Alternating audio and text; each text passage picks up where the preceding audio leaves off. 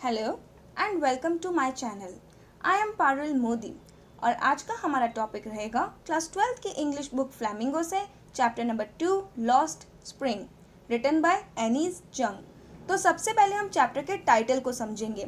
यहाँ जो स्प्रिंग है उसे रेफर किया गया है चाइल्डहुड से, क्योंकि हम जानते हैं कि सारे सीजन्स में से सबसे ब्यूटीफुल सीज़न होता है स्प्रिंग सीज़न, क्योंकि उसमें फ्लावर्स आते हैं और खिलते हैं। ठीक वैसे ही पूरी लाइफ में सबसे ब्यूटीफुल पार्ट होता है बचपन का, जिसमें बच्चे नई नई चीज़ें सीखते हैं, डिस्कवर करते हैं और अपना टैलेंट शो करते हैं।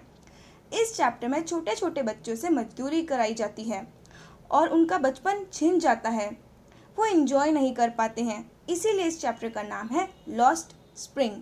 इस चैप्टर में दो थीम्स हैं, poverty and child labour. Poverty ये जिन बच्चों की कहानी है वो बहुत गरीब है। चाइल्ड लेबर बाल मजदूरी, बच्चों को बाल मजदूरी करनी पड़ रही है। फर्स्ट पार्ट में समझेंगे some time I find a rupee in the garbage और second part I want to drive a car. First part में हम डिस्कस करेंगे साहिब की स्टोरी को, a rag picker. Second part में हम डिस्कस करेंगे मुकेश की स्टोरी को, son of a bangle maker. Saheb पहले ढाका में रहता था। ढाका बांग्लादेश की कैपिटल है। वहाँ पर तूफान आया था जिसकी वजह से उनको घर और ग्रीन फील्ड्स छोड़ने पड़े, सब कुछ नष्ट हो गए थे, तो उनको इंडिया आना पड़ा। यहाँ वो एक छोटे से गांव में रहते हैं जिसका नाम है सीमापुरी, जो दिल्ली के बॉर्डर पर है। सीमापुरी में घरों की हालत बहुत ज़्यादा ख़राब है। वहाँ के घर टिन के हैं, उनकी छतें प्रॉपर नहीं है, ड्रेनेज सिस्टम ख़राब है और गंदी गलियाँ हैं। तो साहिब एक रैग पिकर जो कूड़ा कचरा ढूंढकर बेचता है और दो चार पैसे कमाता है।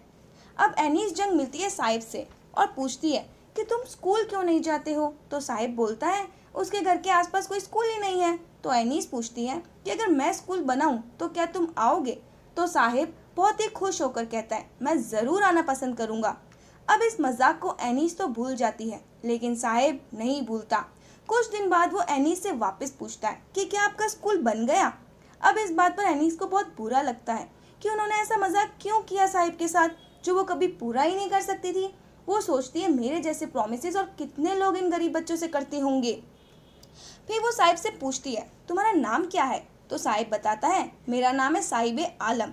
अब ऑथर सोचती है कि अगर इस बच्चे को अपने नाम का मतलब पता होता तो शायद ये समझ पाता कि वैसी लाइफ तो ये जी नहीं रहा, क्योंकि साहिब आलम का मतलब होता है लॉर्ड ऑफ द यूनिवर्स। अब आगे स्टोरी में एनीस बहुत टाइम तक साहिब और उसके फ्रेंड्स को देखती है, जो दिन में आते हैं, इधर उधर रैक पिकिंग करते हैं और फिर गुम हो जाते हैं, मतलब अपने घरों में चले जाते हैं। वो बच्चे गलियों में बिना चप्पल बिना जूतों के घूमते हैं। तो एनीस पूछती है एक बच्चे से कि तुमने चप्पल क्यों नहीं पहनी है। वो बच्चा बोलता है मेरी मदर लेके नहीं आई मेरे लिए। तो दूसरा बच्चा कहता है कि अगर लेके आती तो भी हम उन्हें नहीं पहनते, क्योंकि ये हमारा ट्रेडिशन है बेयरफुट रहने का। ये बच्चे सिली बातों से एक्सप्रेस करते हैं कि इनका ट्रेडिशन है, लेकिन ऑथर को पता होता है कि ये अफोर्ड ही नहीं कर सकते हैं। ये लगातार चलती आ रही गरीबी को छुपाने की कोशिश कर रहे हैं। अब ऑथर को एक स्टोरी याद आती है जो यूडीपी में एक आदमी ने उन्हें बताई थी।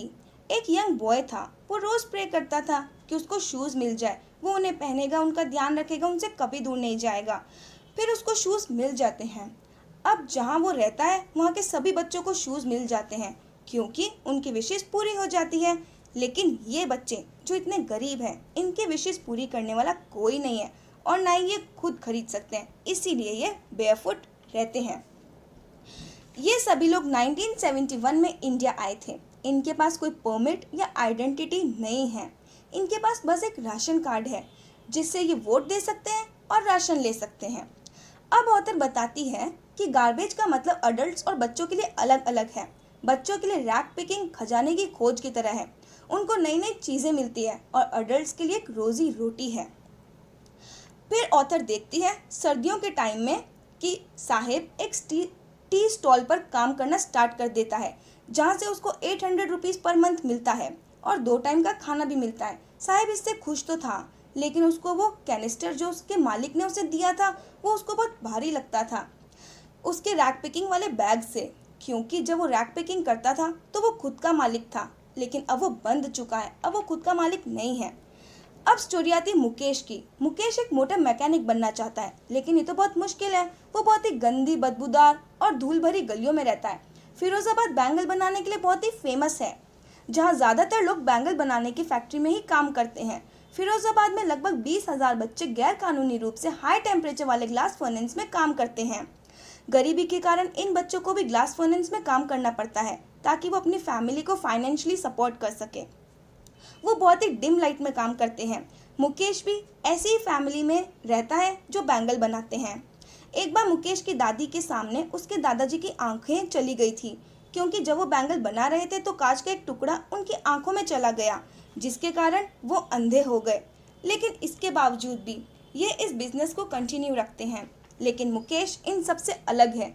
एक बार जब नरेटर मुकेश से मिलती है तो पूछती है कि क्या तुम एरोप्लेन उड़ाओगे? तो मुकेश कहता है, नहीं, मैं तो बस वही कार चलाऊंगा जो कि फिरोजाबाद की सड़कों पर चलती है। नरेटर ने ऐसा इसलिए पूछा था क्योंकि वहाँ से बहुत ही कम एरोप्लेन्स उड़ते हैं। तो गरीब बच्चे अपनी गरीबी के कारण अपनी लाइफ एंजॉय नहीं कर पाते। ये अपनी लाइफ कचरे, ग्लास फर्नेस में ही स्पेंड कर देते हैं। वो अपने पूरे चाइल्डहुड को डिस्ट्रॉय कर लेते हैं। तो इसीलिए इस चैप्टर का नाम रखा गया है लॉस्ट स्प्रिंग। आज के लिए बस इतना ही। मिलते हैं नेक्स्ट वीडियो में। Thank you. Please like my video.